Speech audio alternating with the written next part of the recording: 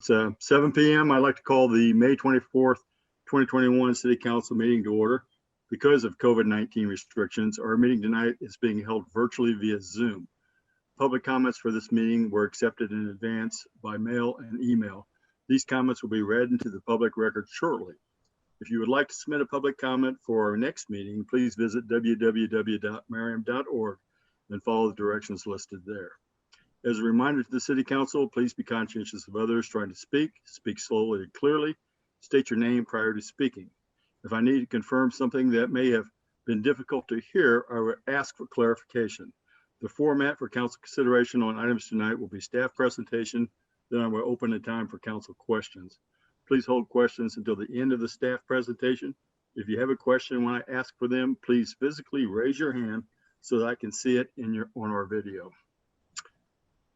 Okay, we will show the flag on the screen, and I will ask everyone to please join me in saying the Pledge of Allegiance.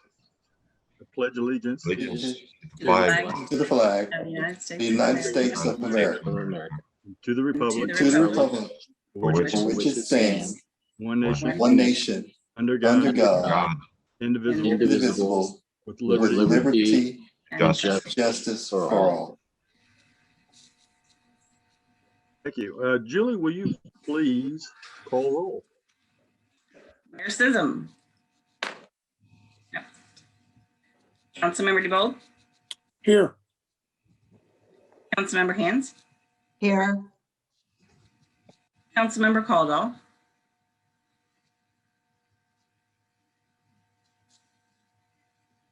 Councilmember Caldwell. Here.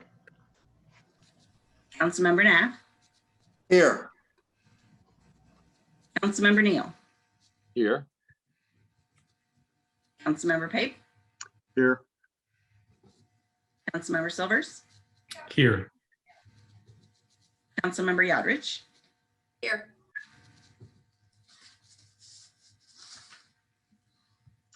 Okay. Julie, or would you please read any public comments that were submitted in advance for the record? Yes, we do have one public comment this evening. This comment is from Billy Crone, 6636 Wed Street. It says, my neighborhood was recently burglarized for at least the 5th time since I moved here in 2014. The frequency is increasing.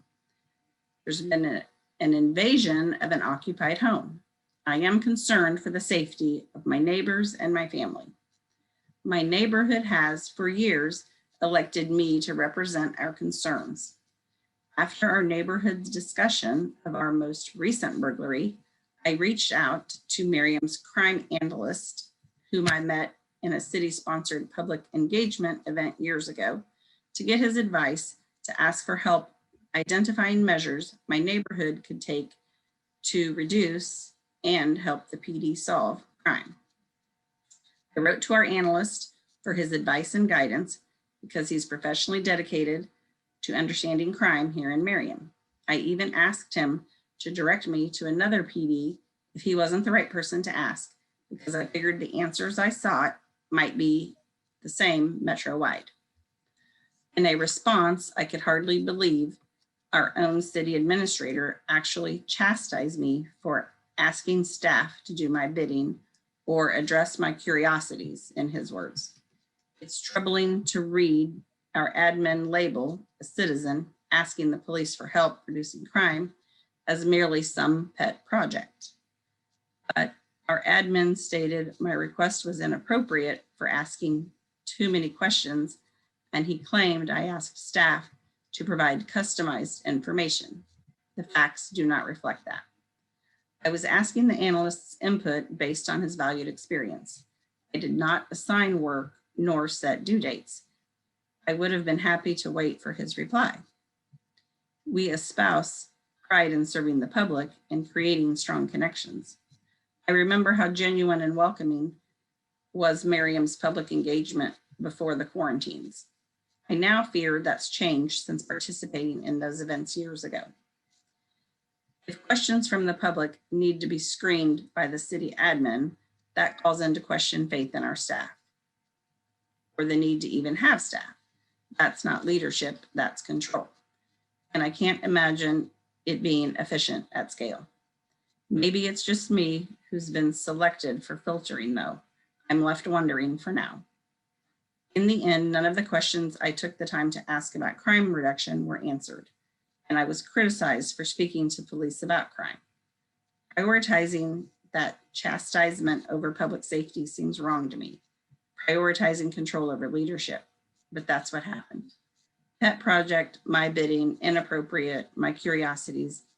Remember those words, they weren't my own. I'm taking the time to write today because I hope that bringing this experience into Kansas' beautiful daylight will encourage examination and adjustment of the priorities and attitudes I observe. It is pertinent council business because you supervise and guide the admin through the yearly review process. And I would like you to remember this when you are considering whose values and priorities you want to lead the city staff and their daily activities as city admin. Thanks for listening. It was 6633 Webb Street, Billy Crow. That was the only public comment. Thank you, Julie. Okay. All items, and the next thing we're going to discuss this evening is the consent agenda. And all items listed under the heading are considered to be routine by the city council and may be enacted in one motion. There will be no separate discussion of these items unless a council member requests, in which case that item will be removed from the consent agenda and considered separate. Since there's only one item on the consent agenda this evening, I think we have to deal with that. So I would accept a motion to approve and a second. Please state your name and afterwards. Councilmember Hans. Yes, Chris Hands, and I would like to make the motion that council approve consent agenda item number 1. Okay. Councilmember Neal. I'll second that. Okay, we have a motion and a second. All those in favor? Oh, wait, Julie, I'll call for the roll call. Do the roll call vote. Yes, roll call Pretty vote. bold. Thank you. Aye. Councilmember Hands. Aye. Councilmember Caldwell. Aye. Councilmember Knapp. Aye. Councilmember Neal. Aye. Councilmember Pape. Aye. Councilmember Silvers. Aye. Councilmember Yodrich. Aye. Motion passes 8-0. Thank you, Julie.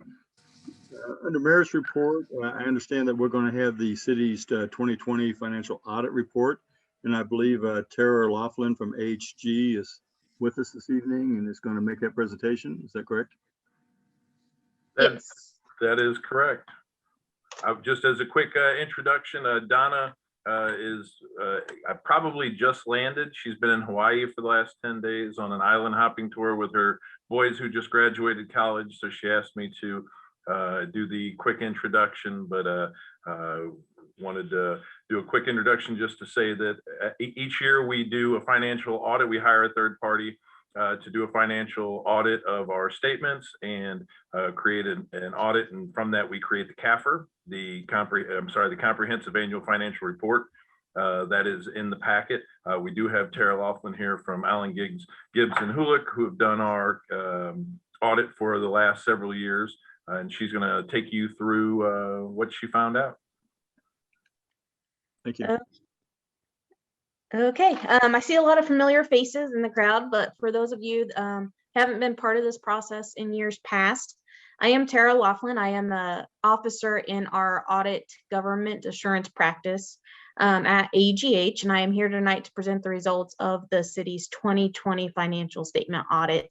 I do just want to start off by thanking Donna and the staff and everybody at the city that we work with during the audit process. It's a lot of extra work on top of normal job responsibilities, and everybody at the city, whether it's in the finance accounting department or some of the other departments we do touch throughout our audit process, they're always very responsive to our requests and get us information timely. So the audit process just goes really smoothly. So I just want to thank everybody that's involved in that process. The scope of the services we provide the city is, of course, doing the financial statement audit. And that consists of reviewing the financial statements to ensure that they're materially accurate and reflect the books and records of the city for fiscal year 2020. This year, we did issue an unmodified opinion, or known as a clean opinion, which means that those financial statements do materially reflect the books and records of the city for fiscal year 2020. And that means that readers and users of the financial statements can rely on the information within those financial statements as you may use them to make any sort of decisions. Before I go into some of our communications that are required under auditing standards, I just want to give a brief kind of preview or a heads up for next year's audit. As you all know, there's been significant amount of federal funds flowing to local governments. In past years, the city has not qualified or met the threshold to get a single audit, which is an audit of federal, how you expend your federal awards. So any entity that expends, not necessarily receives, but spends more than $750,000 in 1 year is required to have a single audit, which reviews that those expenses were done in line with the federal grant program.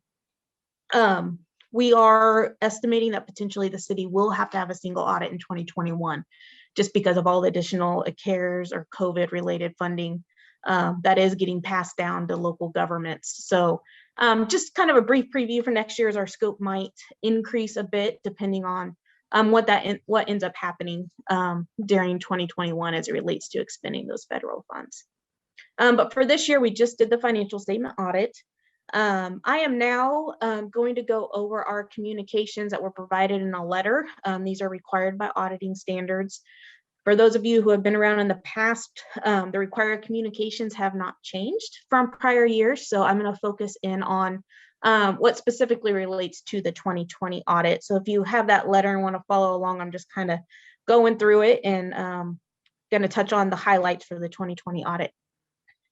Towards the bottom of the first page of that letter, we discuss whether there's been any new significant accounting policies or standards adopted by the city for 2020, and there were none that were implemented this year. None were required by the Accounting Standards Board to be implemented by the city.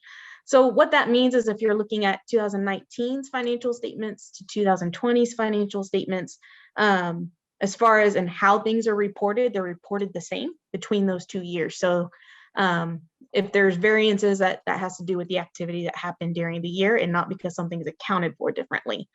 So no new standards to really discuss this year. Towards the top of page 2, we talk about the significant accounting estimates that are included within the financial statements. Not all amounts can be hard, fast, known numbers. Some estimates have to be done under accounting standards for those financial statements to be materially accurate. Listed there are the significant estimates. They are the same as they have been the last several years for the city. The largest one, of course, is the city's share of the CAPERS net pension liability. Our responsibility as it relates to those estimates is to understand how management is determining those estimates. Is that in line with accounting standards for that relative estimate?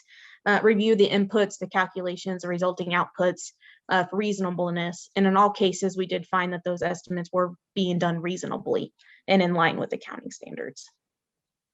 As we continue on the second page, we are required to discuss audit adjustments as well. There was only 2 audit adjustments, and you can see from the dollar values there, not a significant dollar value of audit adjustments were done. So overall, a very clean audit. One of the audit adjustments was actually a reversal of last year's audit adjustment. So there was really only one true current year audit adjustment, and that just related to recording of deferred inflows and outflows related to the city's share of the CAPERS death and disability plan. So again, overall, very clean audit. Very minor audit adjustments were done within the financial statements. Next, I always like to point out and describe the term uncorrected misstatements. This year, we didn't have any for the city, but I still like to kind of explain that for future years. That term sometimes sounds worse than what it really is. So during the audit process, sometimes items come up that management has determined not to be material to the financial statements.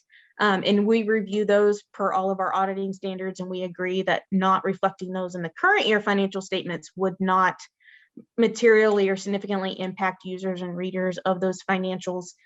So we agree that they can pass and be reflected in the next year's financial statement. So it's a timing issue is what uncorrected misstatements are. activity is always reported eventually, just what year is it reported in. Again, we didn't have any of those. So all the adjustments that came up during the audit process are reflected in the financial statements that were provided to you. Later on into page 3, I always like to highlight this because it kind of gets buried in the middle, but we had no disagreements with management regarding any accounting standards or during the audit process. Again, everybody is always provides us information very timely as we ask for it. So again, I just want to thank all the staff involved in the audit process. The remainder of the letter is some recommendations that we give to all of our clients, whether they're in the government, not-for-profit, corporate industry.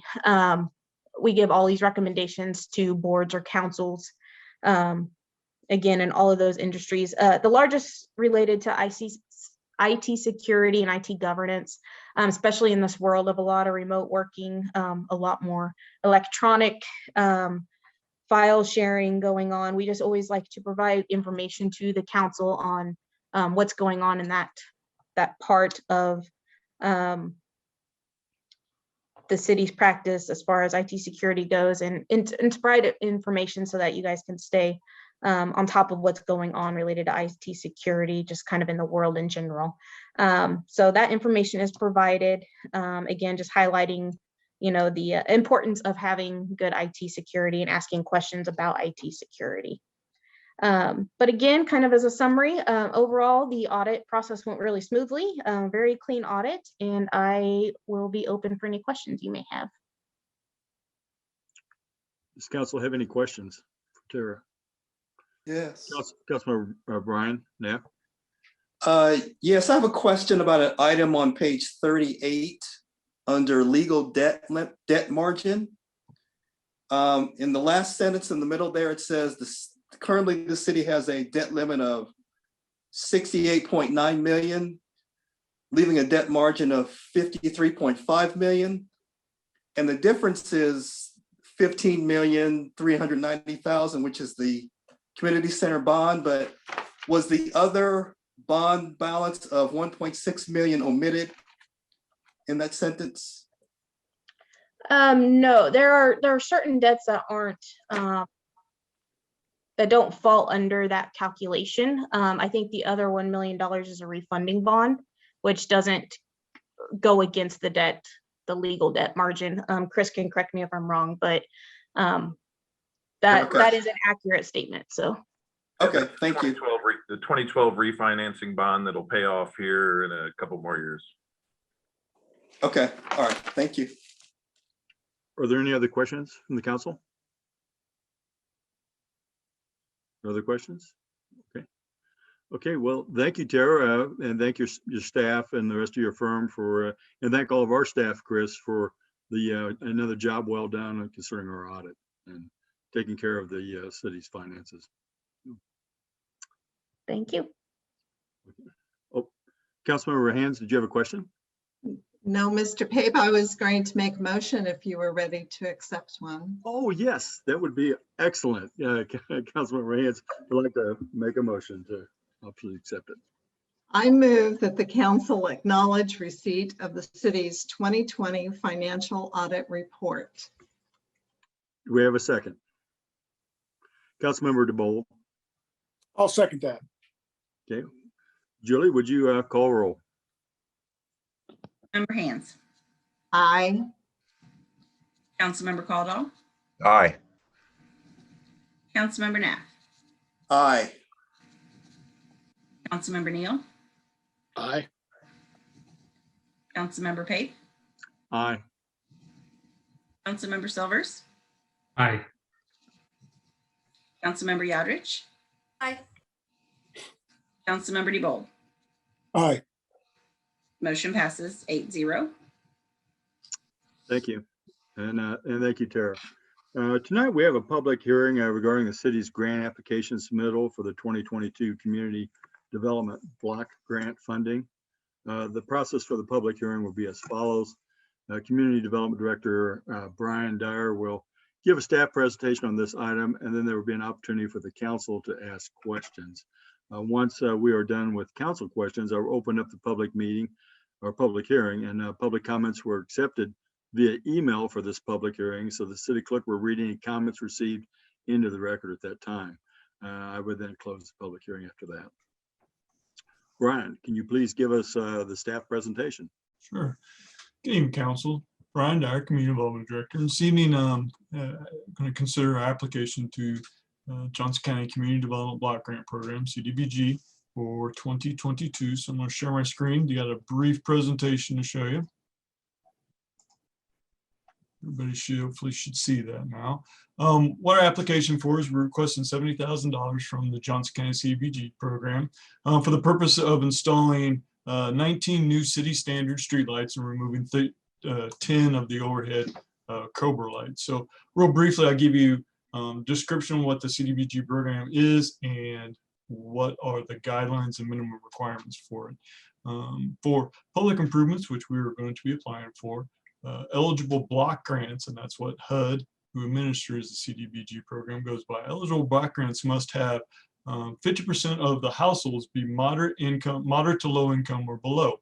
On your screen right now, you see the income guidelines for 2020, just to give you a real brief idea of what the income guidelines are. So for Johnson County, 8%, which is of the area median income, which is considered moderate income, is for family 1 is 48,000, for family 2, 55, family 3, 61,950, and so on and so forth. So that gives you an idea of what the guidelines are. Then here's the map of the eligible block groups that are within the city. The colored areas are the areas that are eligible. And as I said earlier, HUD requires that 50% of the households in the block group be low to moderate income or below. However, because Johnson County is the affluency of Johnson County, HUD does grant a waiver to that for the county. So the waiver from 50%, they set the guideline to 43.46% of the household should be at or below moderate to low income. That's actually an increase from last year's application. So and what that has done is it has dropped out the middle portion of the city, which this area here from the western boundaries over to Antioch between Shawnee Mission Parkway and 55th Street used to be eligible. They no longer are eligible for this year, but that's fine because the project we want to do is on 53rd Street, which is up to the north, which you see up there highlighted. Again, as I mentioned, the project is to, this is a closer up view, is to remove 10 overhead Cobra lights and replace with 19 City of Merriam standard LED street lights. The spots in blue, the blue dots are the new lights, the purple dots are the existing lights. As you can see, this is really going to complete the system in this area. It's going to provide an excellent connection between Schweitzer and Merriam Drive, going to provide great connections for folks who may want to go up to Brown Park, which is up there to the north, or down to Waterfall Park, which is further to the south and east of this. As I mentioned earlier, we're requesting $70,000. The total budget for the project is $128,666. Again, $70,000 requested from CDBG. The CIP program will contribute $40,000, and then Public Works labor is valued at $18,000. Just real quick, an overview of what we're talking about. These are the Cobra streetlights that we're all very familiar with them. Sits up very high, doesn't cast light, but it definitely doesn't provide the best of coverage throughout a neighborhood. And then this is our city standard streetlights. Again, LED streetlights, much lower to the ground. We're going to have much more of them, so it'll be much more frequent. Provides much better illuminations for the neighborhood, which promotes folks getting outside and walking, meeting with their neighbors. Also provides increased safety for pedestrians, bicyclists, and also motorists, because at evening it definitely helps the motorists see better. Just a little bit as an aside, I was in a planning webinar and was listening to a large city in the southern part of the United States, and they were talking about how they've noticed that increase of streetlights in their neighborhoods has definitely had a positive effect on people becoming more code compliant with property maintenance, which I found very interesting. So again, just a little bit of a side, probably another positive benefit we get from these residential streetlights. So with that, I'll be happy to answer any questions that the council may have. Thank you, Brian. Could you take us back to that one map, Brian, where it shows where the lights are going in and the lights are going off? I was curious about Gardner Lane in there. Is that not going to receive any lights? Gardner Lane here already had, right here, already has lights So on those it. are the decorative lights already currently there. Yeah, I'm sorry. Yeah, the purple dots are decorative lights we already have in place. Yep.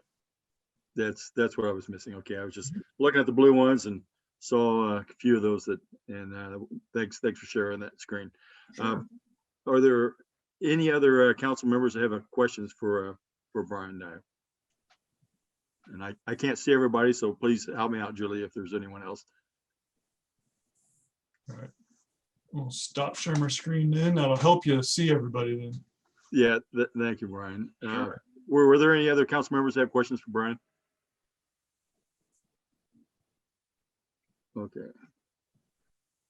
Well, Bob, this is Oh, Councilman yeah, Silvers. Councilman Silvers, please go ahead.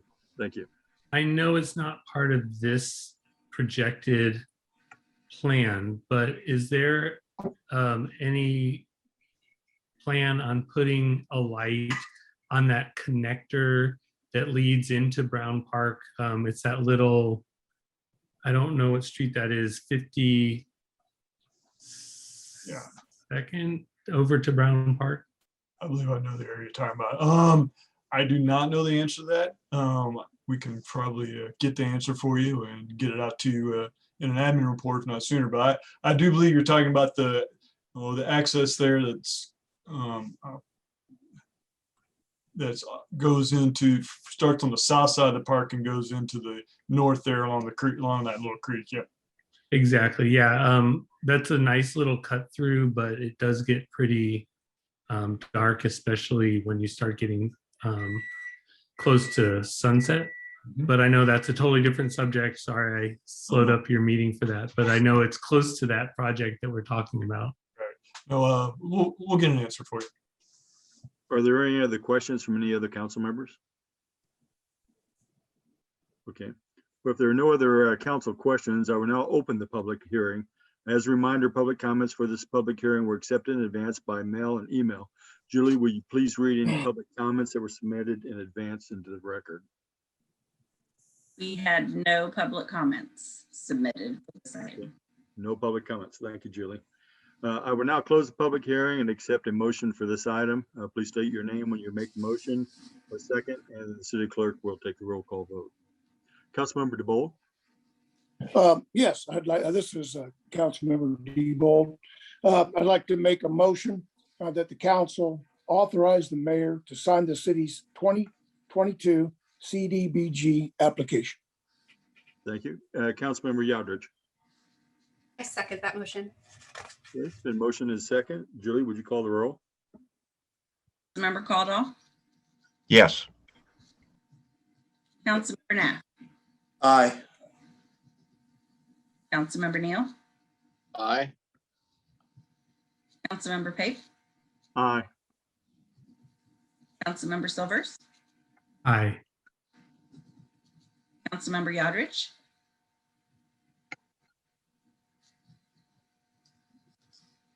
Councilmember DeBold, Aye. Councilmember Hands. Aye. Motion passes 8-0. Thank you. Okay, I think our next item on the agenda this evening is consider approval of the purchase of self-contained breathing apparatus. I believe we have Chief Diener online. It's gonna let you kick that off, Chief.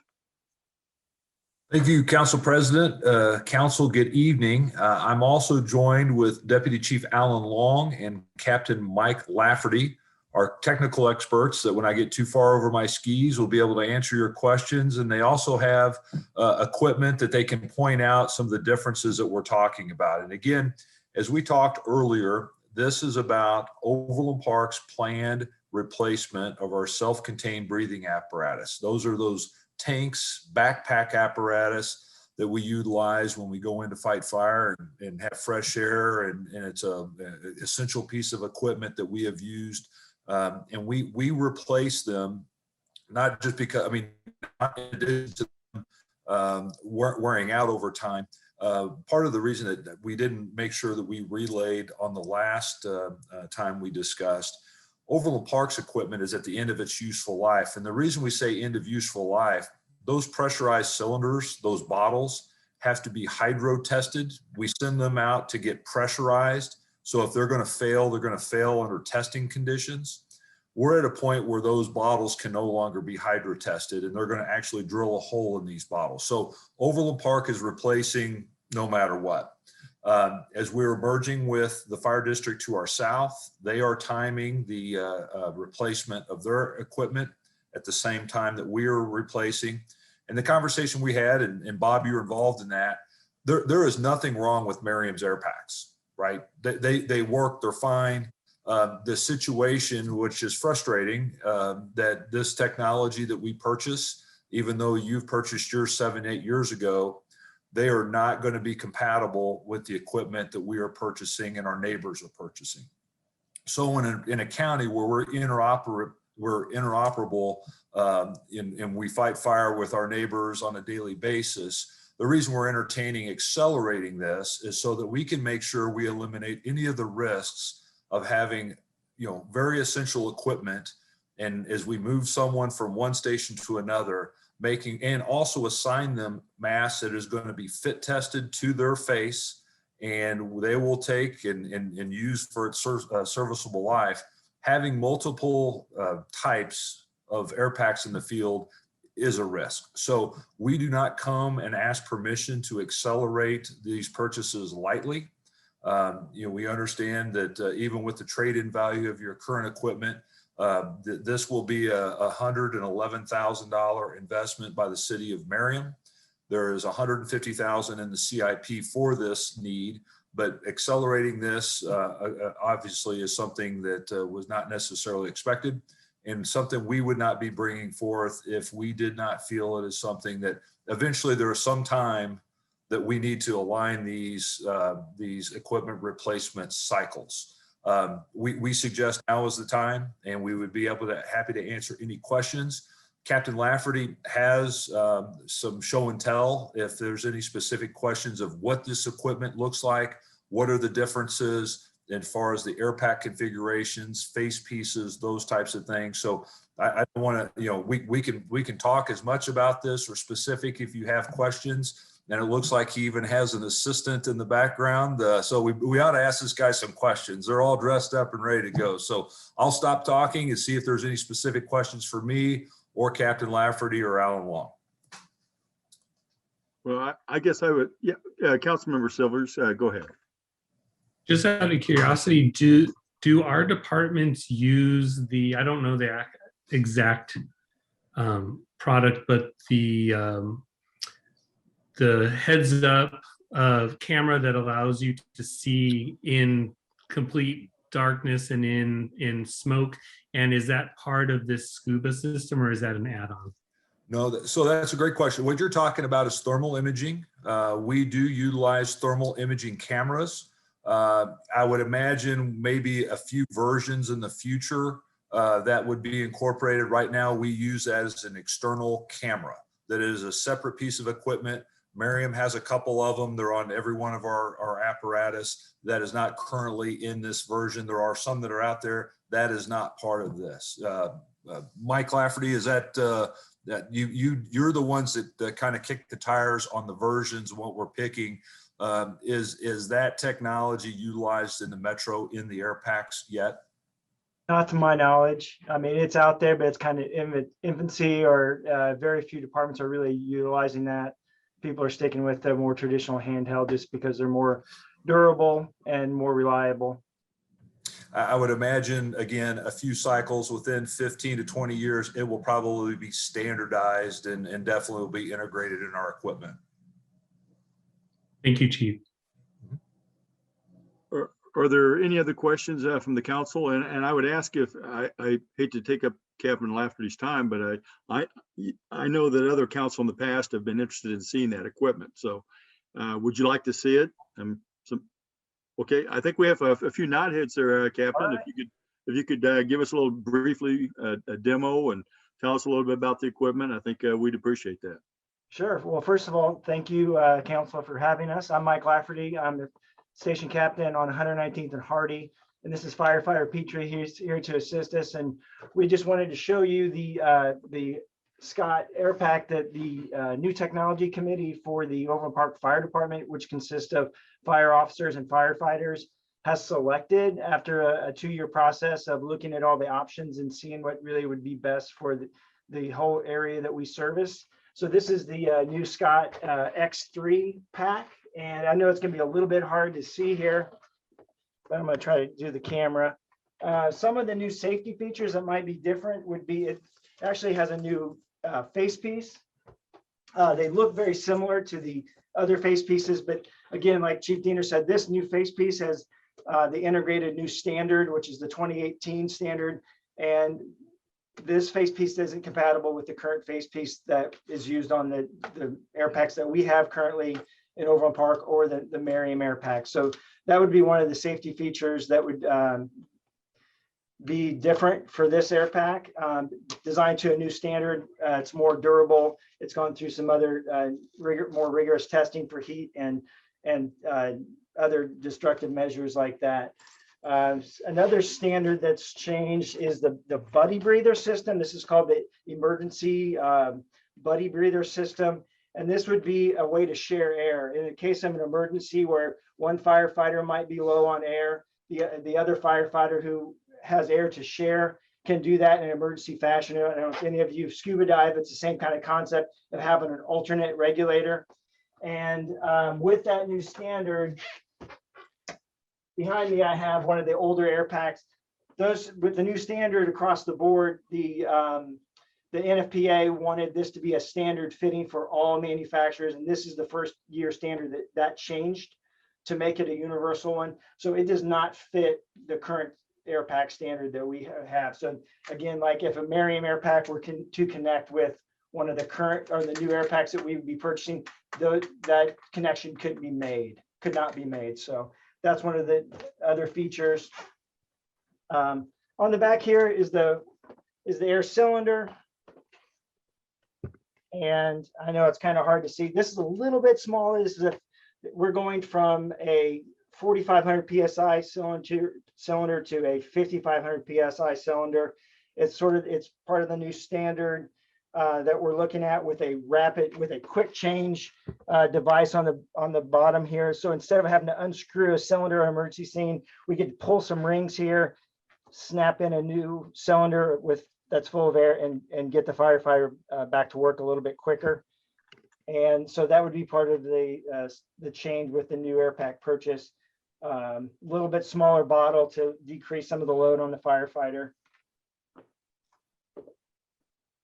Universal tones are part of the new standard. So there's a feature called a pass alarm. So if you have a firefighter who is out of air or in distress, that sends an audible tone. The new National Fire Protection Agency standard for 2018 which is the newest standard, has standardized that tone across the board. They feel like it's a better tone that is more readily heard on the fire ground. And again, that's one of the new changes for safety features for the air packs.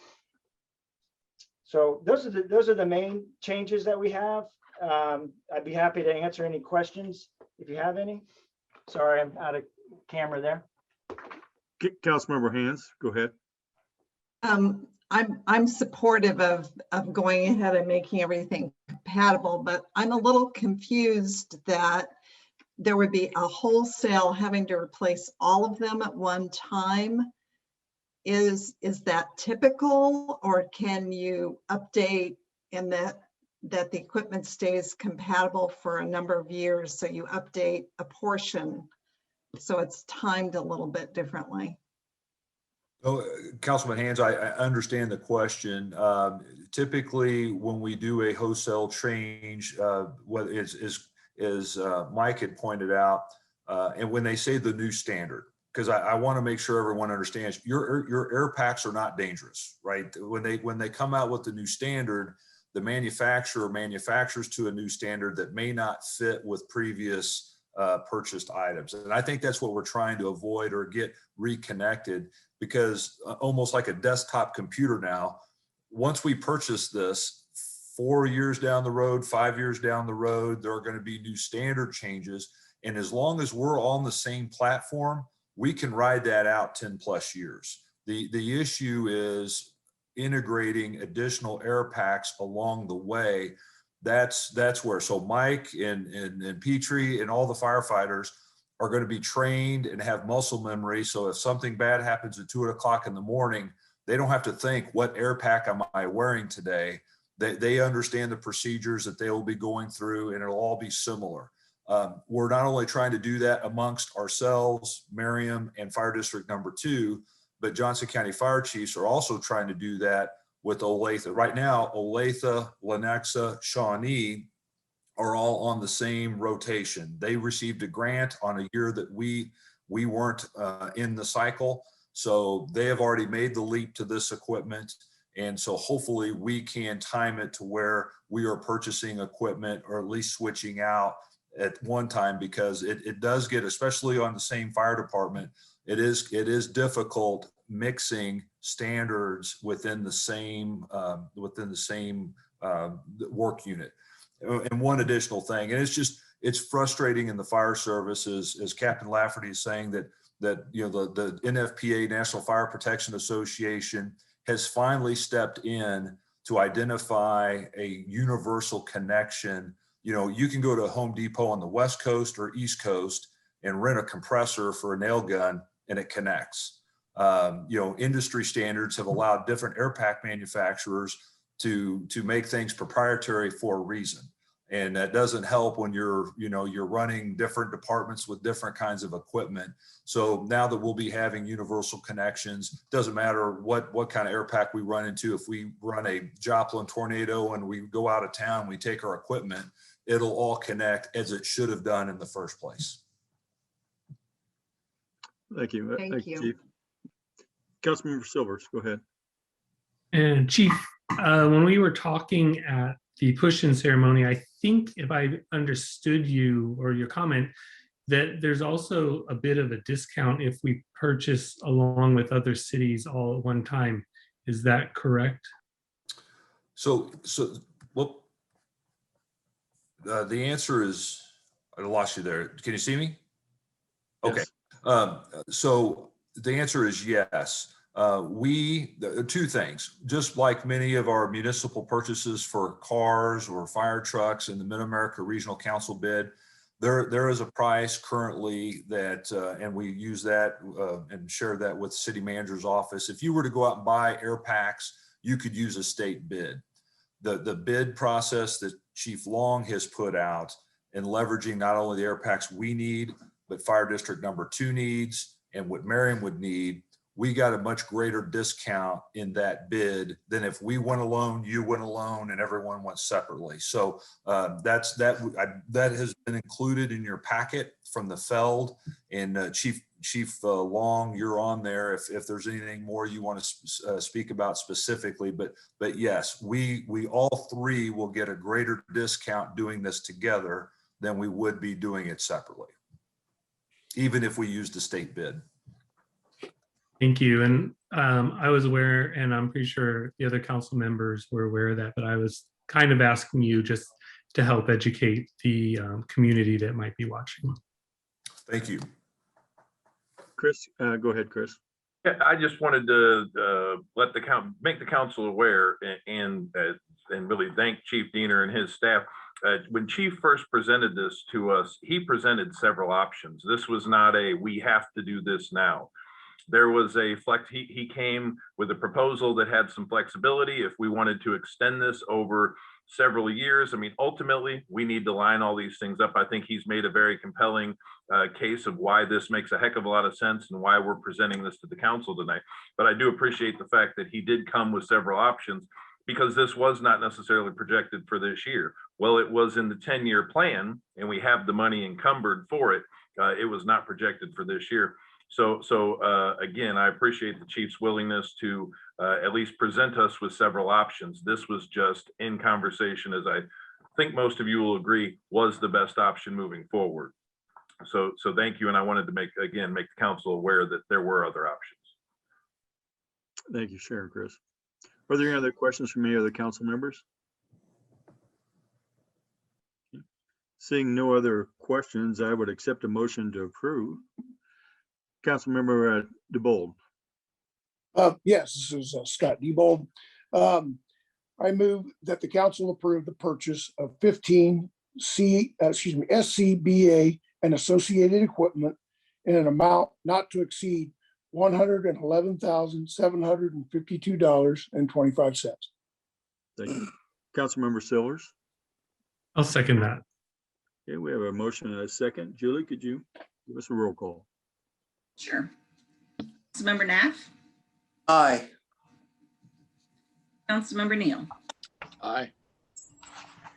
Councilmember Pate, I'll hardly say aye. Councilmember Silvers, Aye. Councilmember Yodrich,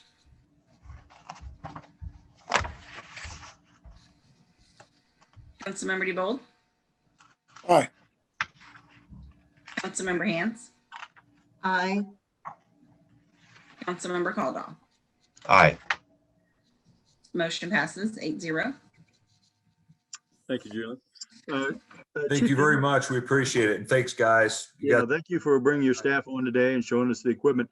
I know eventually, and I'm not sure what council meeting that might be, but would it be possible at whatever council meeting that we end up actually coming together again, maybe to bring the new pumper down to the lower lot there and this new equipment, new SCBA, and kind of show us what we bought?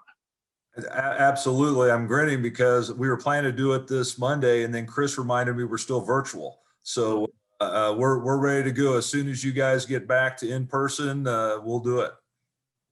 Got it. We appreciate that, Chief. Thank you. Okay.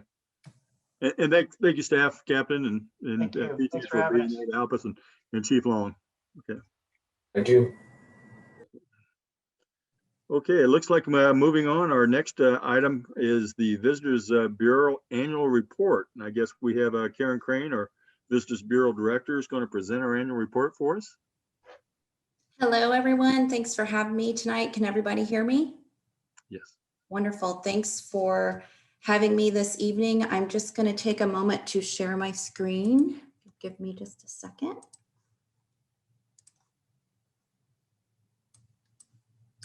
Okay. All right. Well, I believe that all of you received my annual report in your packet prior to this evening's meeting. So I just want to go through this short presentation with you and point out a few notes from the past year, which you might recall included a lot of travel bans, which was a little bit challenging in my industry. So let's just get started. My director's message this year, our pandemic did force travel bans and lockdowns in our industry, which halted tourism and visitor spending in Merriam and across the globe. So we took our messaging, meetings, and marketing virtual, as did everyone else. But the tone of our messages did change to resident and visitor safety, planning ahead for better days, and we did try to encourage social distancing, appropriate distancing by road trip promotions for summer travel for those who were going to come to Merriam. We started working on a new website, which is a great project, by the way, when normal operations shift and we were more connected digitally than ever. I will point out that research from destination analysts does indicate that more than 60% of Americans desperately needed a vacation after the trauma of the pandemic, and that 88% of American travelers now have plans to take a trip within the next 6 months, which is the highest level in more than a year. In fact, this weekend for Memorial Day, AAA is estimating 37 million people on the roads, which is still lower than 2019, but a 60% increase over last year. Moving on to the next slide. Just for anyone that may not understand how the Visitors Bureau is funded, how our funding comes through, we are funded by the transient guest tax, which is a tax paid by visitors coming to Merriam staying in our hotel properties. Our dollars fund the Visitors Bureau, some special events in our city, some economic development activities, and the Merriam Marketplace and the Farmers Market. You can see here that in 2020, numbers were a little more dismal. We did drop almost 35% over 2019 because of the pandemic. And just recently looking at some of our numbers from Smith Travel Research, March of 21 was the first year that we've had an actual increase in occupancy and tourism revenue over 2020. And if you'll recall, in 2020, March, we still weren't shut down and in lockdowns at that time until close to April. So March was still a pretty regular travel month, but 2021 did have an increase over last March. Just so you know what our room count is, we have 424 rooms in Merriam, 4 properties. You might recall that we used to have 5 properties, but at the end of 2017, we did lose 1 hotel property and over 100 rooms. We ended the year at about 52% occupancy with a 61.57 average daily rate for a total revenue of $4.9 million in the hotel industry here in Merriam. As you can see, all of those numbers from 2019 were a decrease.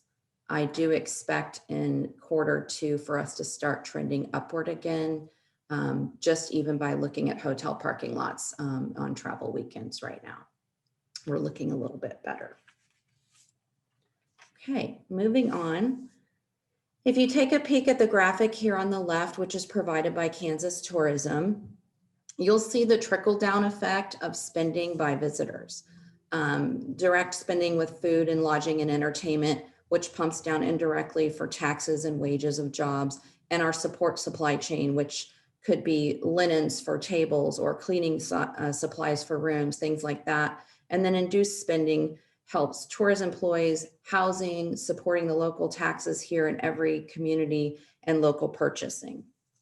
I like to share this graphic just so you can see the power of the economic impact of tourism.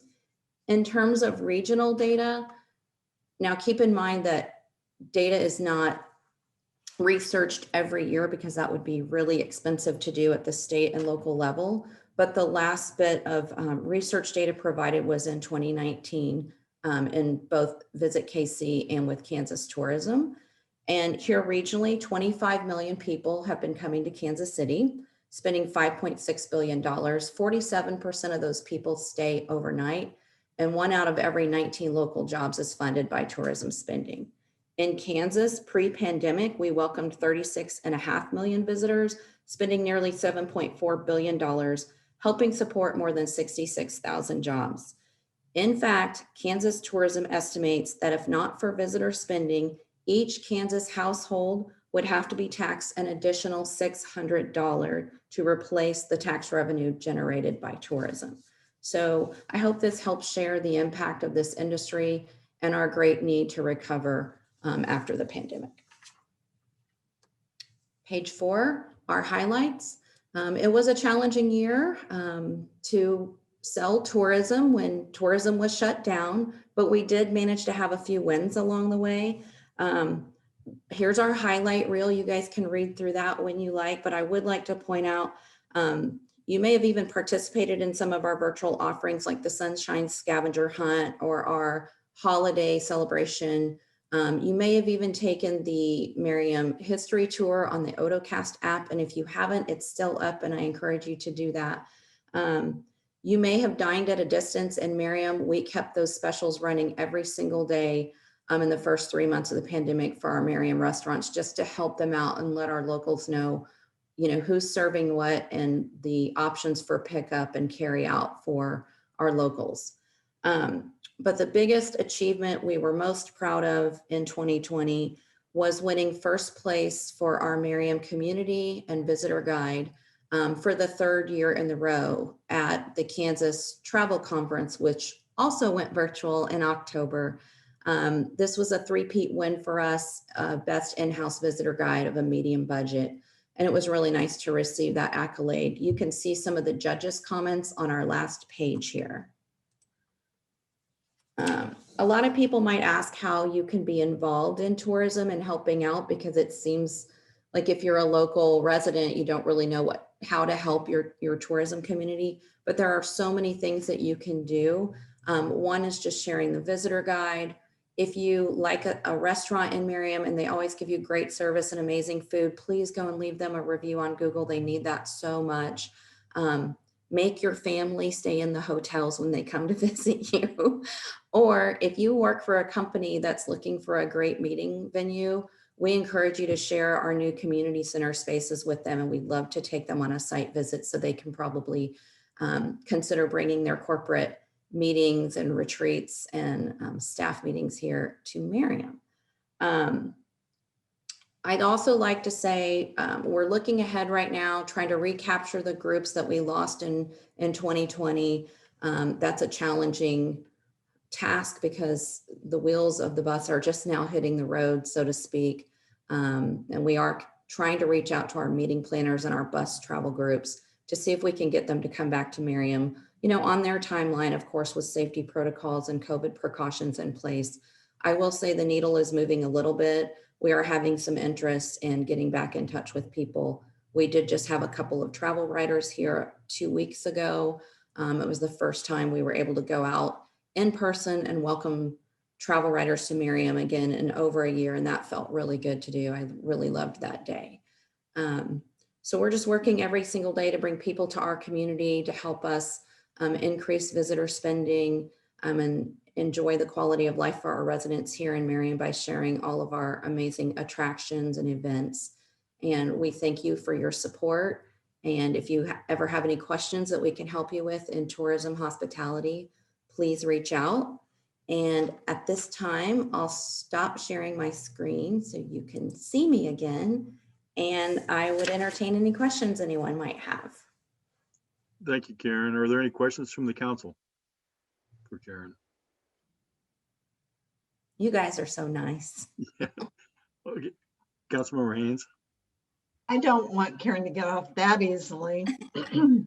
So your advisory board, is it well attended, and are you Zooming with those folks? It was well attended when we were meeting in person. Our first meeting of this year will be in July. And I do believe we're going to try to meet in person here at Merriam Historic Plaza. And I'm going to maybe entice people with pizza and salads. We do have a lot of new faces because the turnover at our hotels is quite extensive. So I think it's a really good opportunity to get people around the table again and just refresh our introductions and talk about our program of work and our goals for tourism in Merriam. And I think people will be interested in that.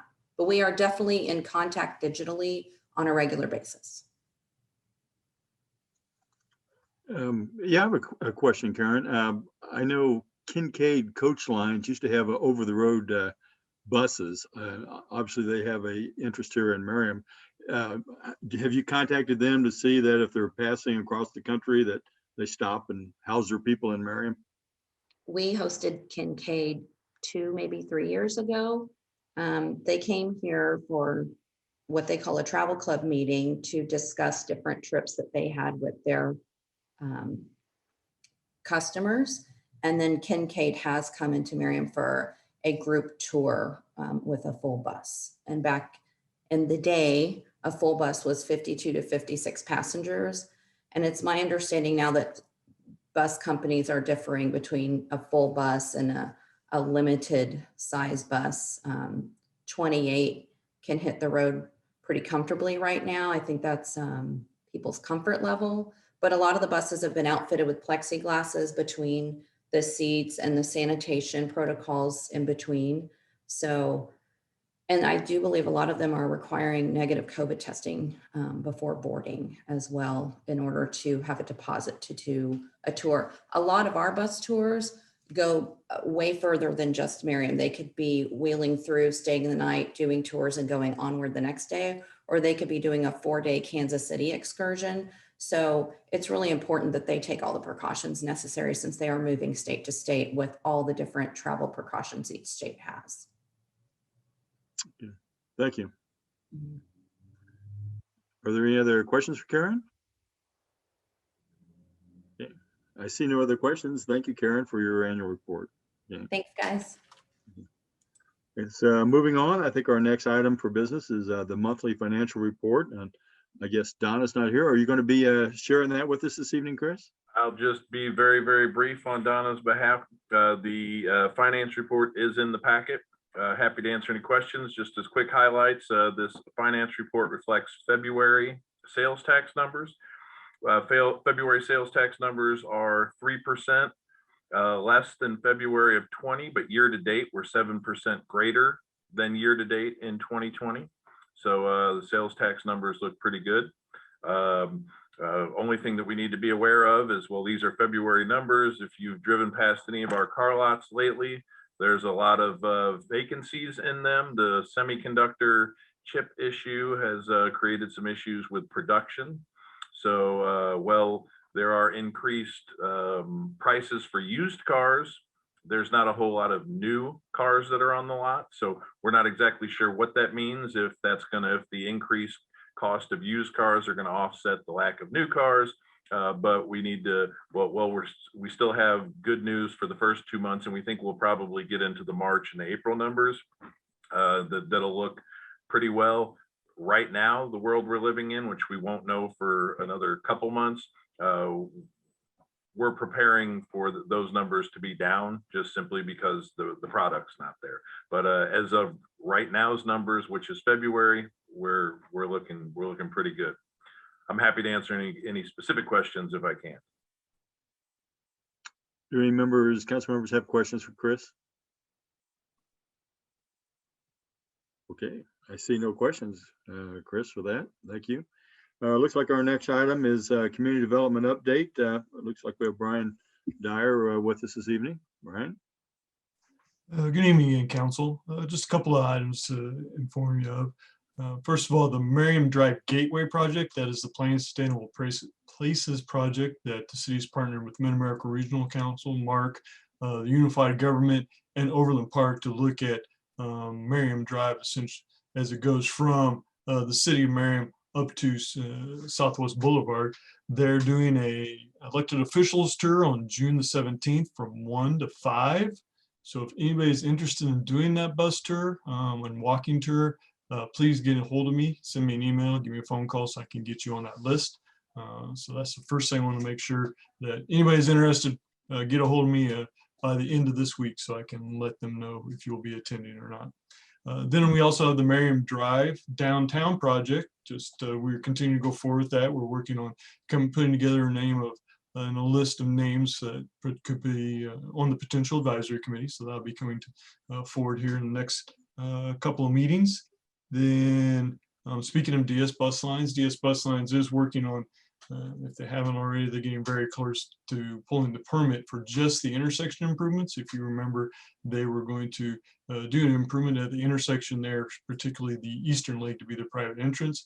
With that, there'll be some work they're going to have to do on Turkey Creek Trail. They're coordinating with the Public Works Director, Ms. Slocum, on timing of that, making sure that we get the new word out on that. But that is getting closer and closer to starting. And then the last thing I have is that the Planning Commission at their meeting next week, next Wednesday, will be considering a final development plan for the Hyundai facility. Again, since this final development plan, the Planning Commission will be considering it. Won't be coming to the City Council, but just want to let you know about it. They're going to do a major facade change. Those of us who've been around this a while know that it seems like every 7 to 8 years, each dealership, each manufacturer changes the look of their facilities, and this will be the first one. For a long time, everybody wanted the bright silver metal panels. So now they are going away from those, and they're going to a nice bronze looking metal panel that they are wanting to do. So that is on the Planning Commission agenda. So you'll probably see a major change for the Hyundai facility. And they're also going to be getting a new pylon sign that's more in line with the size of the other signs for the dealerships down there. So that's what I have. I'll be happy to answer any questions. Do any council members have questions for Brian? Great. Don't see any questions, Brian. Thank you for your update. Thank you. Have a good evening. Thank you. Staff items. Chris, do we have any staff items this evening? Just 2 quick items. First item is that a week from today, next Monday, the pool will open. The outdoor pool will be open for the first time, well, first time ever to the public. So we're excited about that. hopefully we've got some halfway decent warm weather. If we could just get some sun to go with the 80-degree weather and no rain, it would be fantastic. But I can tell you that the Park and Rec staff, specifically Park Director Slocum, is very, very excited about the opportunity to take her facility from the 45 mile per hour that we've held her at and rev it up to about 85 or 90 mile per hour starting next week. So we're pretty excited about that. Then the second one is just a quick update. Last week, several staff members, several council members that were on the line, that are on the line here, were part of the library's first public outreach meeting for Merriam, not just Merriam residents, but for patrons of the Antioch Library expansion. Very well put together, facilitated, at least most of it facilitated by our own Christopher Leach, Merriam resident, park board member, volunteer extraordinaire. It was very well received. Many people, I think there were about 40 people on the call, library staff, consultants, lots of patrons and stakeholders. Library staff did a fantastic job of trying to seek out input from patrons about what the future of the new Antioch branch could look like. So I think everyone that was on the line appreciated their efforts. There will be at least another, if not two more opportunities for residents or patrons of the library, even if non-resident, to participate.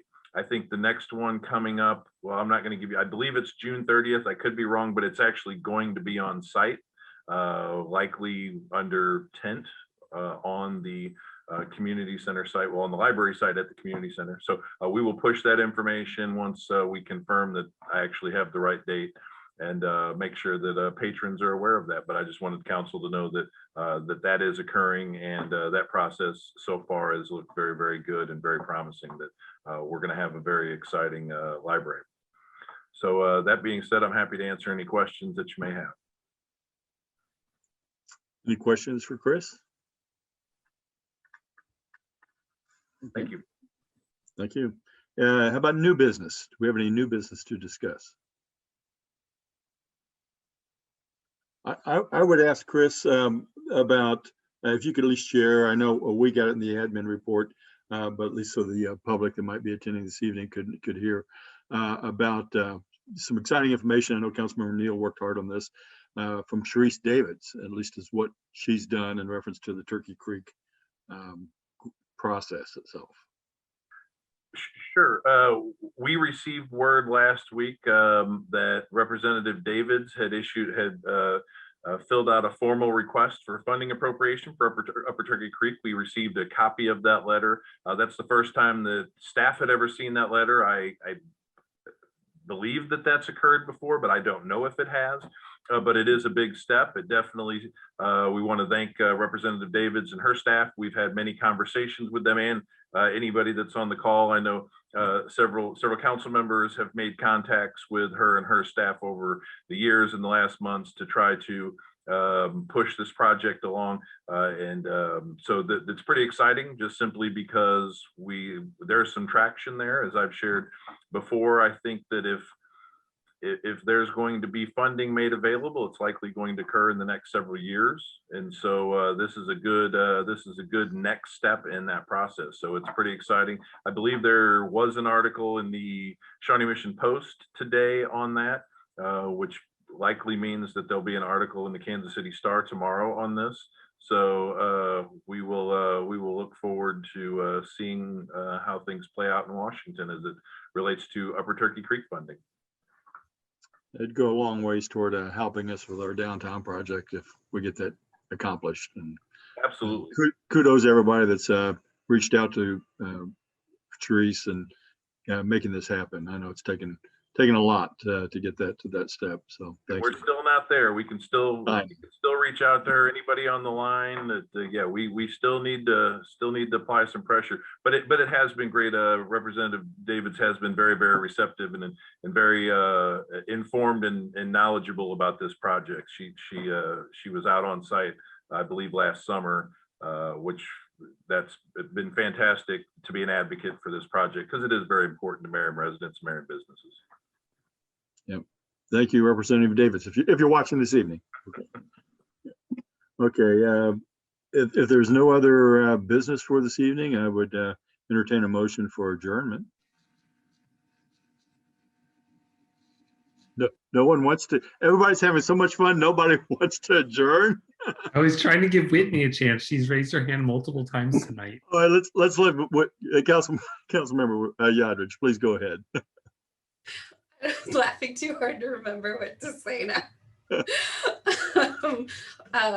Council President, I move that we adjourn. Okay, we have a motion for adjournment. We have a second. Councilmember Hands.